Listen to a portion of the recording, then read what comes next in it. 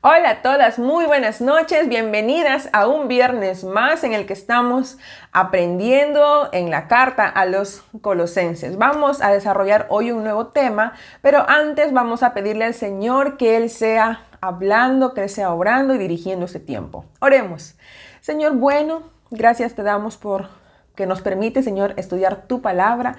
Gracias porque tú en tu bondad, Señor, en tu amor, nos permites tener un tiempo más para aprender juntas. Te rogamos que tú seas dirigiendo este tiempo de principio a fin, Señor. Tú seas hablando conforme a tu voluntad, conforme a tus planes, Señor, conforme a la necesidad que hay en cada corazón. Oramos, Señor, te rogamos todo esto en el nombre de Jesús. Amén. Amén. Nuestro tema para hoy, amadas amigas y hermanas, mujeres que viven reconociendo la preeminencia de Cristo. Y nuestro pasaje en estudio es Colosenses 1 del 18 al 20. La sesión anterior, hemos desarrollado los versículos del 15 al 17 del capítulo 1 de Colosenses, en donde Pablo estaba hablando sobre la superioridad absoluta de Cristo. Y ahora lo que vamos a ver es la preeminencia de Cristo y cómo podemos vivir como mujeres reconociendo esa preeminencia de Cristo y qué implicancias tiene en nuestras vidas para lo que tengamos que hacer. Hemos dado lectura ya al pasaje bíblico, Colosenses 1, 18 al 20, vamos tomando nota.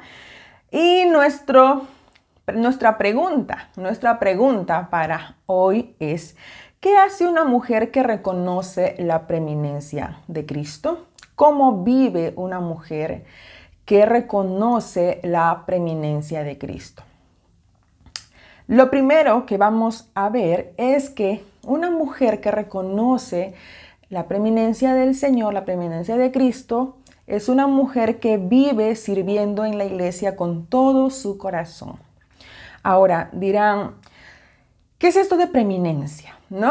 ¿Qué es esto de preeminencia? El diccionario de la Real Academia Española la define de la siguiente manera. Dice privilegio, exención, ventaja o preferencia que goza alguien respecto de otra persona por razón o mérito especial.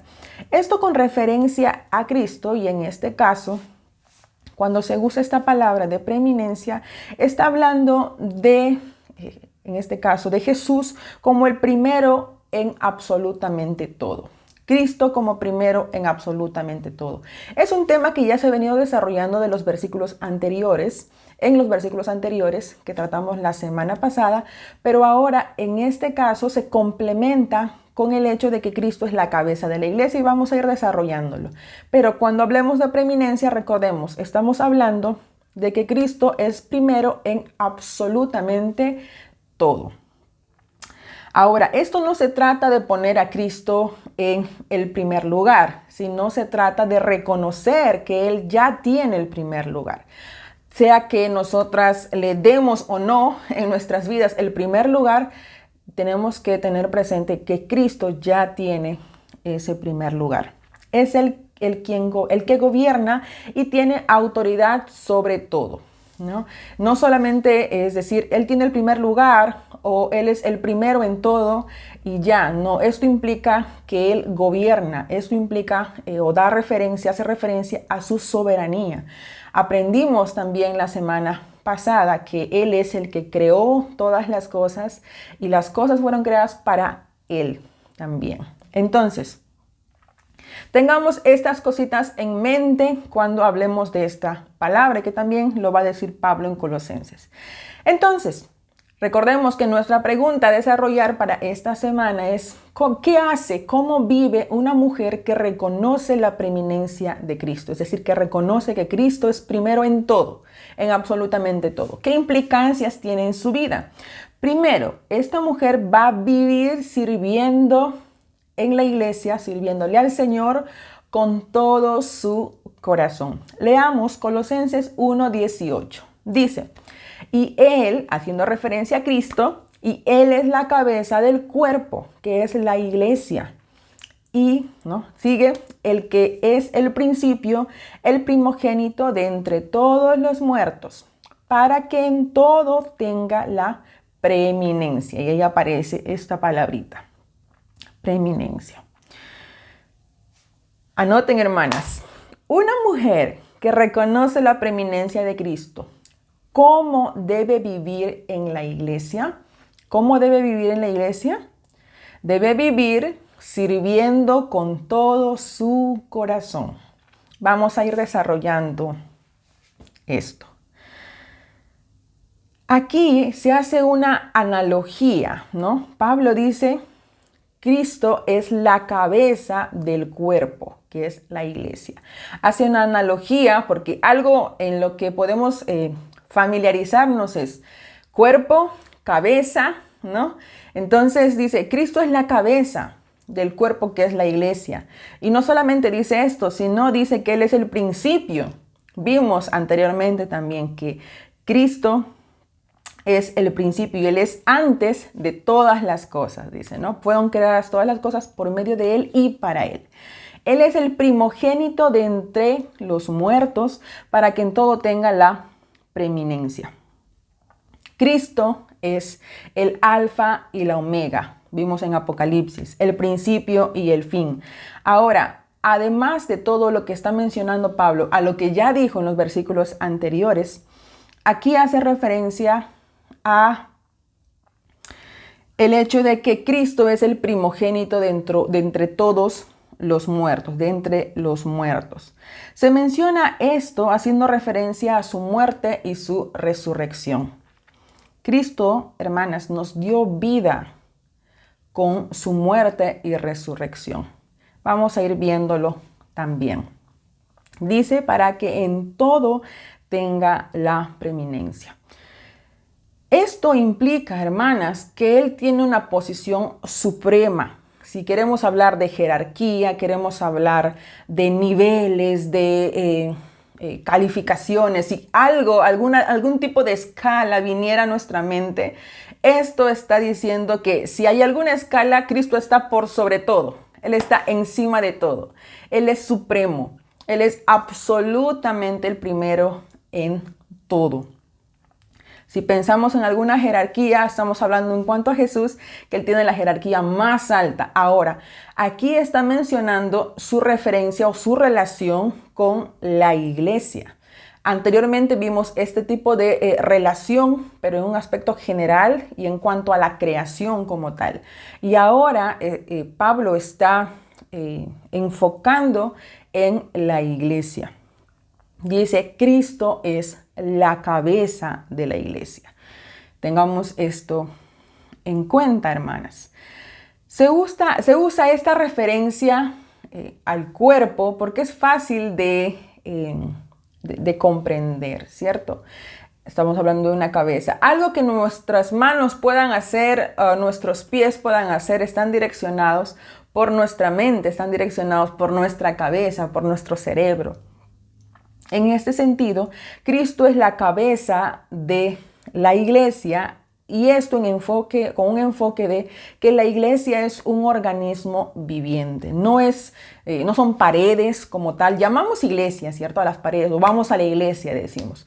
Pero en un sentido más profundo y más completo de lo que es iglesia, somos todos los que hemos sido salvos por Cristo, que hemos recibido en nuestro corazón a Cristo. Entonces, este énfasis de la cabeza y el cuerpo está haciendo referencia a que la iglesia es un organismo viviente, ¿sí? Son las personas quienes conforman la iglesia. Y hay alguien que dirige a este organismo viviente, es decir, no va por la vida como quiere o no va por la vida como, un rato por aquí, un rato por acá. Se imaginan como manos yendo por aquí, yendo por allá, los pies. No funciona así. Acá Pablo está haciendo una referencia al hecho de que la iglesia es un organismo viviente y hay alguien que dirige esa iglesia y es Cristo.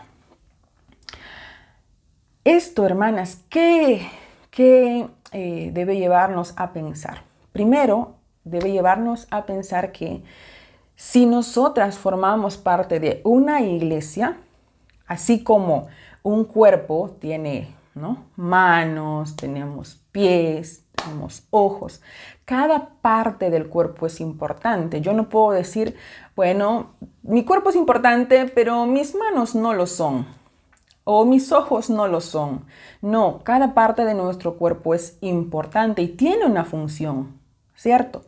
Entonces, de la misma manera, así como en un cuerpo todos los miembros son importantes, igual en una iglesia cada integrante es importante. Leamos lo que dice 1 Corintios 12, del 18 al 22. Dice, mas ahora Dios ha colocado los miembros, cada uno de ellos en el cuerpo, como Él quiso, porque si todos fueran un solo miembro, ¿dónde estaría el cuerpo? Pero ahora son muchos los miembros, pero el cuerpo es uno solo. Ni el ojo puede decir a la mano, no te necesito, ni tampoco la cabeza a los pies, no tengo necesidad de vosotros. Antes bien, los miembros del cuerpo que parecen más débiles son los más necesarios. Nadie puede deshacerse del otro, ¿no? No funciona así. Y tampoco puede decir la mano, bueno, hoy no quiero funcionar, vayan sin mí. No puede decir eso. Entonces, de la misma manera, hermanas, en la iglesia hay una relación de necesidad. Los miembros nos necesitamos unos a otros, ¿sí? Entonces, ¿qué tipo de relación hay entre los miembros de la iglesia? Una relación de necesidad. Dice 1 Corintios 12, el versículo 21, dice, ni el ojo puede decir a la mano, no te necesito, ¿no? Claro, esto es una exageración, ¿no? Pero podemos decir, no funciona así. De pronto no puedo decir, mi nariz no puede decirle a mis ojos, ¿sabes? Hoy día no voy a funcionar, o no te necesito, haz tu vida por allá. No. Entonces, la pregunta es, ¿por qué en la iglesia se puede pensar que sí es posible esto? Y alguien puede decir, bueno, si es que yo no voy a la iglesia, o yo no sirvo, o yo no hago nada, no hay ningún problema. ¿A quién le afecta? Vemos desde la perspectiva bíblica que todos los miembros nos necesitamos. Estamos unidos, formamos parte de un solo cuerpo, dice este versículo.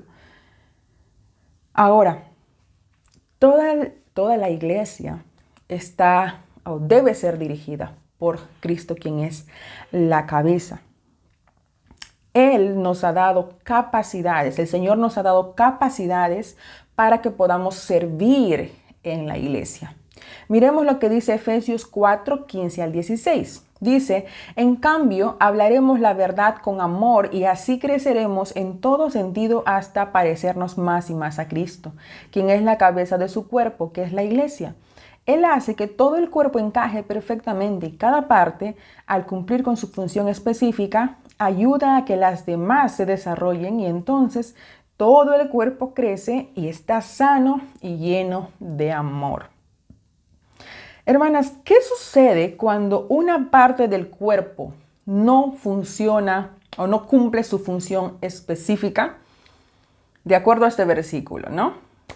Y en un sentido muy amplio y muy general, podemos decir. ¿Qué sucede cuando una parte del cuerpo no funciona, no está cumpliendo con lo que debe hacer, ¿no? ¿Será que las demás partes lo ignoran? No, todo el cuerpo se ve afectado. Cuando no cumple su función alguna parte de nuestro cuerpo, todo el cuerpo se ve afectado. De pronto tienes un accidente y te cortas los pies.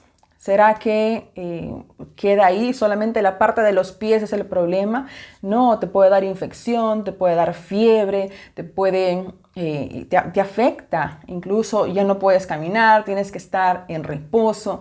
Afecta al cuerpo. De la misma manera, entonces, si es que algún miembro de la iglesia no cumple la función que debe cumplir, todo el cuerpo se ve afectado. Y entonces vemos iglesias débiles, iglesias que carecen de en algún área, por ejemplo, que queda un vacío. No hay quien dirige, no hay quien esté en el proyector, o no hay quien invite, o no hay quien reciba a los hermanos. Queda vacío algún área. ¿Por qué? Porque no todos están cumpliendo la función que deben cumplir a la luz de estos versículos. Ahora, 1 de Pedro 4:10 dice, cada uno según el don que ha recibido, ministrelo a los otros, como buenos administradores de la multiforme gracia de Dios. ¿Qué es lo que se debe hacer con el don que se ha recibido? Ministrarlo a los otros. 1 de Pedro 4:10, en otra versión, en la NBI, dice, cada uno ponga al servicio de los demás el don que haya recibido, administrando fielmente la gracia de Dios en sus diversas formas. Esta palabra de ministre, lo que aparece en la Reina Valera, ministrelo a los otros, se refiere a poner al servicio de los demás el don que hemos recibido de parte del Señor. Si alguien es maestro, debe ponerlo al servicio de los demás. Si alguien sabe dirigir o si alguien sabe de tecnología, es poner este don, esta capacidad que el Señor nos da al servicio de los demás. Entonces, según 1 de Pedro 4:10, ¿qué debemos hacer con nuestros dones? Guardarnos, esconderlo y decir, no, yo no puedo, yo no tengo tiempo, no, ¿verdad? Dice ponerlo al servicio de los demás. Una mujer que reconoce la preeminencia de Cristo, que Cristo es el primero, que Él es sobre todo, una mujer que reconoce esto en su mente, con sus labios, dice, sí, yo reconozco que Cristo es el primero. Entonces, si eso es lo que tú crees, pues vas a servir al Señor. Vas a vivir sirviendo en la iglesia con todo tu corazón. No vas a decir, hoy día sirvo y mañana no. O voy a servir tantos meses y mañana que otra persona sirva porque yo ya me cansé. No, sirves al Señor con todo tu corazón. Porque entiendes que Cristo es la cabeza, entiendes que Cristo es el que tiene la preeminencia en todo. ¿Qué es lo segundo que hace una mujer que reconoce la preeminencia de Cristo? Es que esta mujer vive poniendo su esperanza únicamente en Cristo. Recordemos que había algo que estaba pasando en la iglesia de Colosas, que la influencia de la ciudad, lo que creían, estaban por un lado los judíos, por otro lado los gentiles, ¿no? Había una creencia y adoración, ¿no?, a los ángeles. Había una idea, hermanas, de que hablábamos algo de esto la sesión anterior, pero algo que ellos creían era así, que Cristo era un espíritu que había emanado de Dios. Pero además de esto decían que había una plenitud de deidad, como que un 100%, digamos, de deidad, que estaba repartida o dividida en diferentes espíritus. Entonces, esa potencia, esa plenitud de deidad estaba dividida por muchos ángeles, por muchos espíritus. Entonces, por eso creían que Cristo no era suficiente, sino que era necesario tener espíritus o creer en otros seres, digamos, místicos, ¿no? Pensaban esto porque decían que el poder de la deidad, la plenitud de ese 100% de la deidad estaba repartido entre todos ellos. Entonces, mientras más ángeles y más espíritus a ellos les rendían culto, entonces se sentían como más seguros porque tenían este pensamiento. Entonces, Pablo aquí aclara en el versículo 19 y dice que no es así, ¿no? Dice, por cuanto agradó al Padre que en Él habitase toda plenitud, hablando de Cristo. Dice, no es que esté repartido por ahí, ¿no?, la plenitud de la deidad, no. Todo ese 100% está en Cristo. es lo que está diciendo Pablo. Todo está en Cristo. No necesitas a nadie más. No necesitas ángeles ni espíritus. No, en Cristo está toda la plenitud. Entonces, este énfasis que hace Pablo aquí, porque sigue hablando de esto, como vimos también anteriormente, Pablo está corrigiendo esto, ¿no? Era complicado para ellos con la influencia y con todo lo que había alrededor. Porque recordemos que ellos decían que para la salvación era necesario creer en Cristo y creer en los ángeles, ¿no? Colosenses 2, 8 al 9 dice: mirad que nadie os engañe por medio de filosofías y huecas sutilezas, según las tradiciones de los hombres, conforme a los rudimentos del mundo y no según Cristo, porque en él habita corporalmente toda la plenitud de la deidad. Dice esto más adelante, ¿no? En el capítulo 2.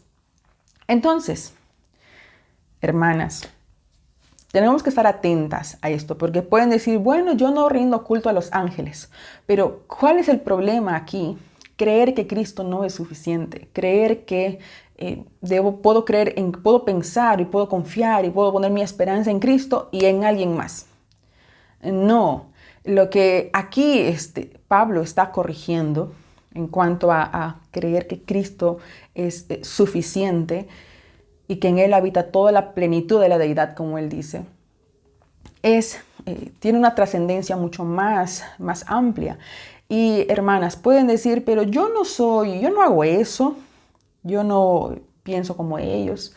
Sí, pero cuando pones tu esperanza en Cristo, aparentemente, ¿no? Y en algo y en alguien más, está habiendo un problema ahí. Pero antes de avanzar, recordemos este versículo 8 de Colosenses 2. Pregunto, hermanas, ¿en qué versículo se nos insta a no dejarnos engañar por medio de filosofías y huecas sutilezas? En Colosenses 2, 8. Estas implicancias, hermanas, va a llevarnos a, si es que asumimos esto de que Cristo no es suficiente, puede llevarnos por caminos peligrosos, porque de pronto va a llevar a la persona que está asumiendo esto a confiar supuestamente en el Señor, pero también confiar o en sus capacidades o confiar en alguien o en algo. ¿Qué hará una persona que no pone su esperanza en Cristo? Pondrá su esperanza en algo o alguien más, como lo mencioné anteriormente. ¿Cómo nos damos cuenta de esto, hermanas? ¿Cómo nos damos cuenta si estamos poniendo nuestra esperanza únicamente en Cristo o en alguien más? Cuando perdemos algo. Por ejemplo, cuando pierdes el trabajo, cuando pierdes tal vez la carrera que estás construyendo, o no te va bien en los negocios, o algo en tu salud está siendo afectada. Cuando tu mundo se desmorona y se viene abajo, eso revela que tu esperanza no estuvo puesta únicamente en Cristo, sino que tu esperanza estuvo puesta tal vez parte en Cristo, si es que eso es posible, y otra parte en algo más, ¿no? Por lo general es poner su esperanza en algo o alguien más aparte de Cristo, porque cuando pasan dificultades o pasan cosas que mueven nuestra vida, y esto lleva a depresión a muchas personas, lleva a incluso alejarse del Señor, esto revela que su esperanza no estuvo puesta en Cristo, tal vez nunca estuvo puesta en el Señor, sino en lo que conseguía estando en el Señor. Entonces, alertas ahí, hermanas. Por ejemplo, tenemos Primera de Timoteo 6:17, que hay una advertencia sobre la esperanza. Dice, a los ricos de este siglo manda que no sean altivos ni pongan la esperanza en las riquezas, las cuales son inciertas, sino en el Dios vivo que nos da todas las cosas en abundancia para que las disfrutemos. Según este versículo, hermanas, que acabamos de leer, ¿cuál es el mandato a los ricos? que no pongan su esperanza en las riquezas. El mandato es: no pongan su esperanza en las riquezas. Y alguien dirá, bueno, eso es un mandato a los ricos, ¿no? Yo no tengo riqueza, entonces ese mandato no va para mí. Pero ¿qué de la estabilidad económica en cualquier nivel, hermanas? ¿Qué pasa cuando algo en nuestra estabilidad económica se ve afectada? Y de pronto ya no puedes pagar esa cuota que estás pagando mensualmente, o de pronto ya no tienes para pagar a la colegiatura o algún gasto de la casa, la luz, el agua. ¿Cómo reaccionas? ¿Cómo actúa tu corazón? ¿Cómo ves la vida? ¿Eres de las que se entristece, se deprime o se llena de molestia? Eso va a revelar dónde está tu esperanza. ¿Y qué si la esperanza tal vez está puesta en unas personas? Tal vez en un amigo, una amiga, o tal vez en tu esposo, tal vez en tus hijos. Y de pronto cuando tu esposo no actúa o no reacciona como tú esperabas, entonces tu mundo se viene abajo. O cuando tus hijos resulta que cometen algún error y tu mundo se viene abajo también. Recuerda, tu esperanza debe estar puesta únicamente en Cristo. Únicamente en Cristo.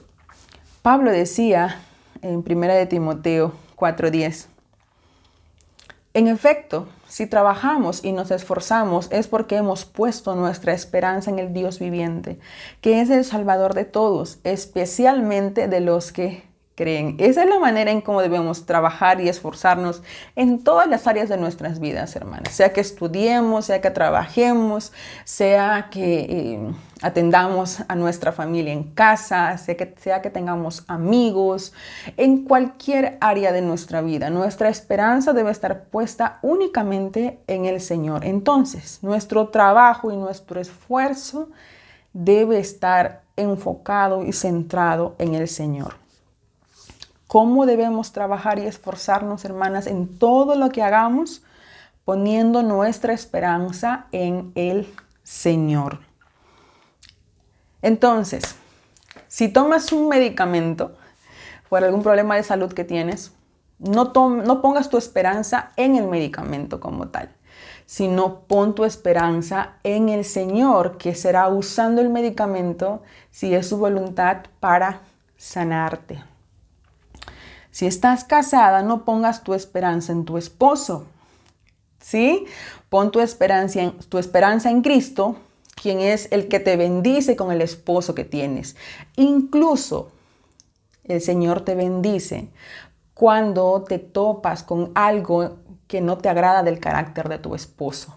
¿Por qué? Porque de esa manera el Señor está moldeando tu propio carácter. Te enseña paciencia, te enseña a perdonar, te enseña a quitar la amargura, te enseña a realmente amar cuando puede que no tengas ganas de amar. Entonces esa es una bendición, que tu esperanza esté puesta en Cristo. No pongas tu esperanza en tu carrera profesional, sino en Cristo, quien será obrando a través de la carrera profesional que estás estudiando. No pongas tu esperanza en tu trabajo o en tu negocio, porque en un abrir y cerrar de ojos eso se puede terminar.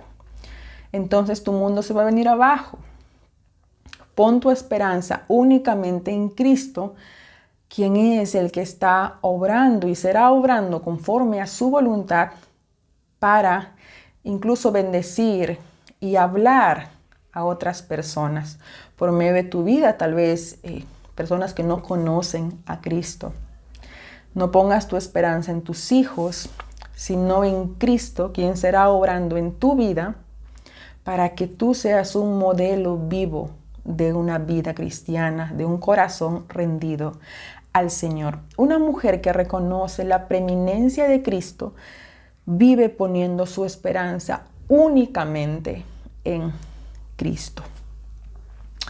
Lo tercero que vemos aquí es que una mujer que reconoce a Cristo vive a cuentas con el Señor cada día de su vida.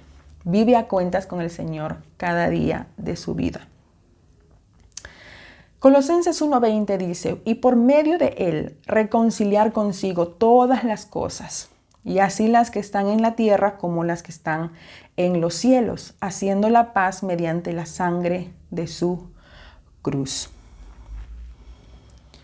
Habla en un sentido general que el Señor Jesucristo es reconciliando, dice, consigo todas las cosas.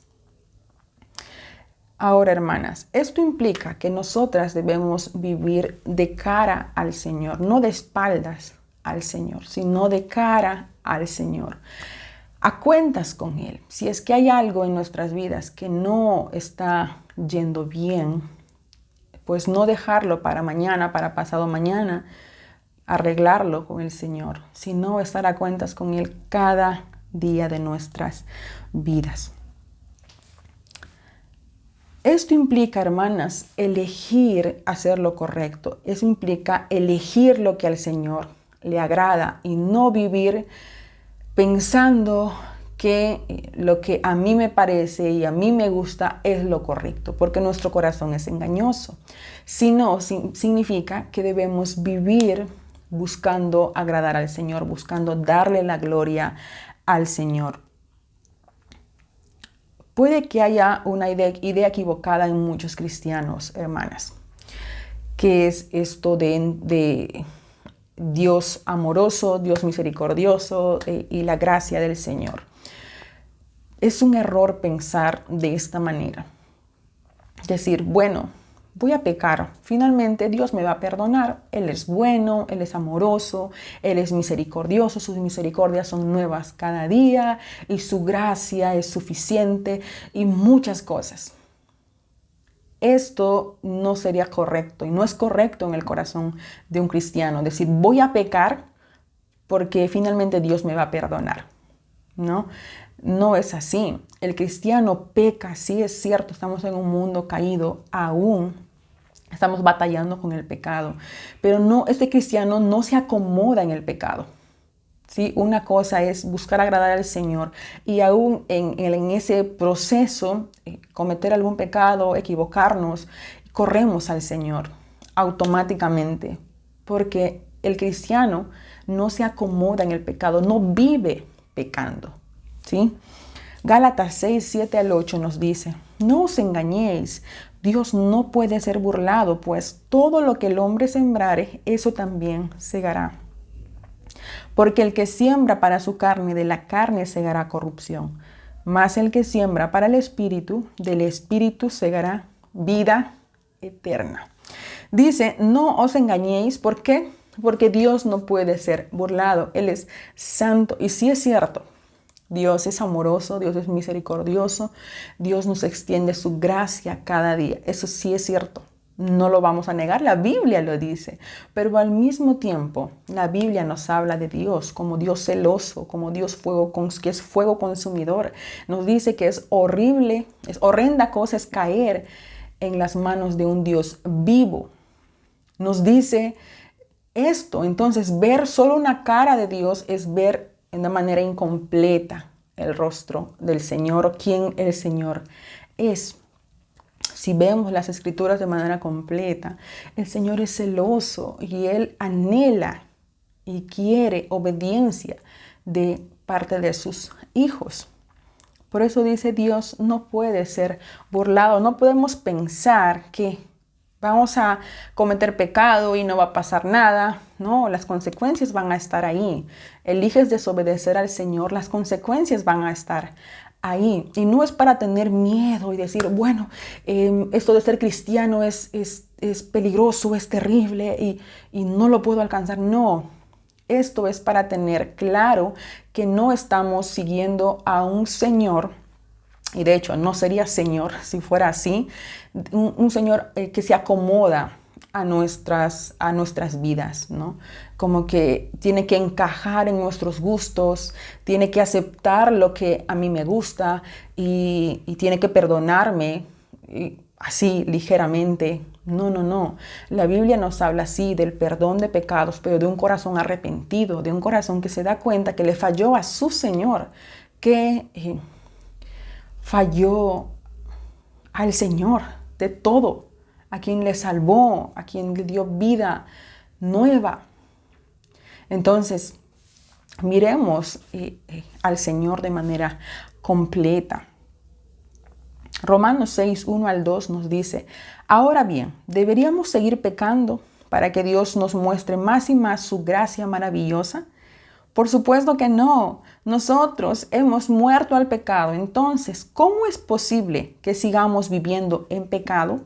Pablo hace esta pregunta en la carta a los romanos, ¿no? Porque él habló anteriormente y dijo: cuando el pecado abundó, sobreabundó la gracia, ¿no? Entonces, él mismo hace una pregunta retórica y dice: entonces, como hay esta dinámica, ¿significa entonces que vamos a seguir pecando para que siga abundando más gracia? No, no. Dice él: no. Si hemos muerto al pecado, ¿cómo vamos a vivir aún en él? Entonces, es similar a lo que estábamos mencionando anteriormente, esta idea de que, bueno, el Señor es misericordioso, Él es bueno, Él me va a perdonar y todo fresh y no pasa nada. No. No funciona así. Dice: hemos muerto al pecado. ¿Cómo vamos a vivir aún en él? ¿Cómo es que alguien siendo esclavo ahora es libre? De ser esclavo pasa a ser libre y de pronto, estando en libertad, dice: no, bueno, voy a agarrar otra vez mis cadenas de la esclavitud y otra vez me voy a esclavizar yo solo. No tiene sentido, por decirlo de una manera muy simple, ¿no? No tiene sentido. Si hemos muerto al pecado, hermanas, ¿es posible que sigamos viviendo en pecado? No. Si alguien vive en pecado, esto revela que no ha muerto al pecado. Y esto revela que no ha nacido de nuevo, que no tiene a Cristo en su vida, que nunca nació de nuevo.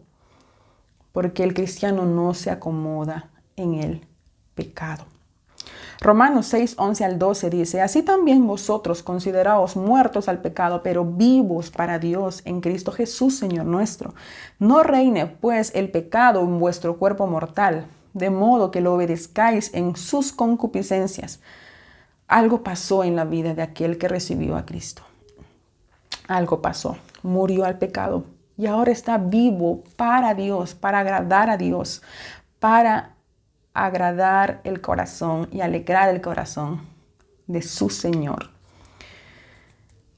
Vive a cuentas con Dios. Si dices que reconoces que Cristo es primero en todo, que Él es el Señor, Él es soberano, porque decimos de manera ligera: Él es el Señor, y dicen amén, ¿no? Todas, ok. ¿Eso es cierto? Si es cierto en tu vida, entonces vive a cuentas con Él. ¿Hay algo que el Señor te ha estado confrontando en estos días, hoy, o tal vez con esta reflexión? ¿Qué está confrontando en tu vida? ¿Cómo vas en tu vida devocional, en la lectura de su palabra, en la oración? ¿Hay algo en tu vida que debes corregir y debes correr al Señor a pedirle perdón? Pues corre, porque el Señor está ahí. Hay esperanza en el Señor. Podemos ir a Él. Su palabra misma nos dice en 1 de Juan 1:9 que si confesamos nuestros pecados, Él es fiel y justo para perdonar nuestros pecados y limpiarnos de toda maldad. No podemos pensar que, o en este cristianismo light, ¿no? En este cristianismo superficial, que digo que amo al Señor y al mismo tiempo vivo una vida de espaldas al Señor. No funciona así. Una mujer que reconoce la preeminencia de Cristo vive a cuentas con el Señor cada día de su vida. No pasa por alto porque sabe que su pecado le separa del Señor, porque no hay paz, no hay gozo, no hay tranquilidad cuando no estás a cuentas con el Señor. No hay nada de eso. Pero el Señor es bueno. Él nos da segundos, minutos, horas, días para volver a Él. Entonces, hermanas, según este versículo de 1 de Juan 1, versículo 9, ¿qué dos cosas suceden cuando confesamos nuestros pecados al Señor? ¿Qué dos cosas suceden? El Señor nos perdona y el Señor nos limpia de toda maldad. El tema que desarrollamos hoy es una mujer o mujeres que viven reconociendo la preeminencia de Cristo, basado en Colosenses 1 del 18 al 20. Aprendimos 3 cosas, hermanas, de qué hace una mujer que reconoce la preeminencia de Cristo. Y es 1, vive sirviendo en la iglesia con todo su corazón. No es aislada, ajena y dice, bueno, desde mi casa estoy tranquila y no pasa nada. No, es una mujer que sirve con todo su corazón y no por cumplir ni por compromiso, ¿sí? Segundo, aprendimos que esta mujer vive poniendo su esperanza únicamente en Cristo, no en algo más, no en alguien más, sino únicamente en Cristo. Y lo tercero que aprendimos es que esta mujer vive a cuentas con el Señor cada día de su vida y no vive una doble vida, ¿no? Que es cristiana en la iglesia e inconversa afuera, que eso no existe, pero creo que algunas personas creen que sí y viven así. Si ese es tu caso, arrepiéntete, no puedes vivir así. O estás con el Señor o no lo estás, no hay algo a medias. Busca al Señor y arregla cuentas con Él. Si hay algo que por lo que tienes que pedirle perdón, hazlo. Y si no lo has recibido aún al Señor en tu vida, pues te invito a hacerlo. No hay otra opción. No hay forma en que podamos ser salvas si no es recibiendo a Cristo en nuestras vidas. Quisiera que oremos y que oremos, hermanas, amigas, con nuestro corazón puesto y derramado al Señor, si es tu caso que debes arrepentirte por algo que el Señor te está confrontando. Pero no lo hagas ni por emoción, ni por pena, ni por cargo de conciencia. No. Pídele perdón al Señor con todo tu corazón y decide hacer las cosas bien de aquí en adelante. Oremos. Señor bueno, gracias por tu palabra, Señor. Te rogamos que tú seas, Señor, obrando en cada vida. Conoces, Señor, a las personas que están viendo esa transmisión y tú sabes, Señor, si hay algo que no está bien en sus vidas. Te ruego, Señor bueno, que tú seas trayendo convicción a sus corazones. Permite, Señor, que ellas puedan pedirte perdón con todo su ser. Ayúdalas, Señor, a que sean conscientes, Dios bueno, de que no pueden vivir una doble vida, que nadie puede llamarte Señor y al mismo tiempo pecar deliberadamente. Eso no existe. Señor bueno, te ruego que tú seas ayudándonos, Señor. Queremos agradarte. Si hay alguien, Señor, que no te ha recibido y quiere hacerlo, te ruego, Señor, que tú obres en su corazón.